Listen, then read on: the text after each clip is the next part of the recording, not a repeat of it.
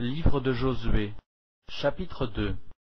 Josué, fils de Nun, fit partir secrètement de Sittim 2 espions, en leur disant « Allez examiner le pays, et en particulier Jéricho. » Ils partirent, et ils arrivèrent dans la maison d'une prostituée, qui se nommait Rahab, et ils y couchèrent.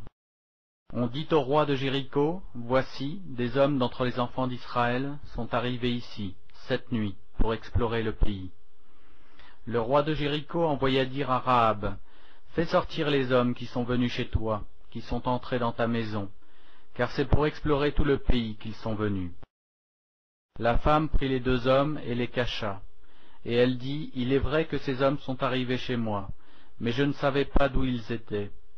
Et comme la porte a dû se fermer de nuit, ces hommes sont sortis. J'ignore où ils sont allés. Hâtez-vous de les poursuivre, et vous les atteindrez. » Elle les avait fait monter sur le toit, et les avait cachés sous des tiges de lin, qu'elle avait arrangées sur le toit. Ces gens les poursuivirent par le chemin qui mène au gué du Jourdain, et l'on ferma la porte après qu'ils furent sortis.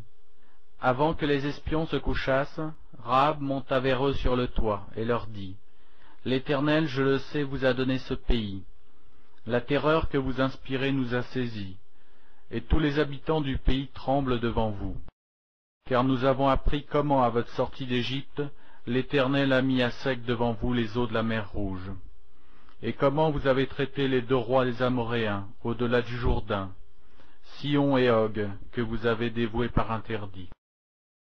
Nous l'avons appris, et nous avons perdu courage, et tous nos esprits sont abattus à votre aspect, car c'est l'Éternel votre Dieu, qui est Dieu en haut dans les cieux, et en bas sur la terre. Et maintenant, je vous prie, jurez-moi par l'Éternel que vous aurez pour la maison de mon Père la même bonté que j'ai eue pour vous. Donnez-moi l'assurance que vous laisserez vivre mon père, ma mère, mes frères, mes sœurs et tous ceux qui leur appartiennent, et que vous nous sauverez de la mort. » Ces hommes lui répondirent, « Nous sommes prêts à mourir pour vous, si vous ne divulguez pas ce qui nous concerne. Et quand l'Éternel nous donnera le pays, nous agirons envers toi avec bonté et fidélité. » Elle les fit descendre avec une corde par la fenêtre, car la maison qu'elle habitait était sur la muraille de la ville. Elle leur dit, « Allez du côté de la montagne, de peur que ceux qui vous poursuivent ne vous rencontrent. Cachez-vous là pendant 3 jours, jusqu'à ce qu'ils soient de retour. Après cela, vous suivrez votre chemin. » Ces hommes lui dirent, « Voici de quelle manière nous serons quittes du serment que tu nous as fait faire. À notre entrée dans le pays, attache ce cordon de fil cramoisi à la fenêtre par laquelle tu nous fais descendre, et recueille auprès de toi dans la maison de ton père, ta mère, tes frères et toute la famille de ton père. Si quelqu'un d'eux sort de la porte de ta maison pour aller dehors, son sang retombera sur sa tête, et nous en serons innocents. Mais si on met la main sur l'un quelconque de ceux qui seront avec toi dans la maison, son sang retombera sur notre tête.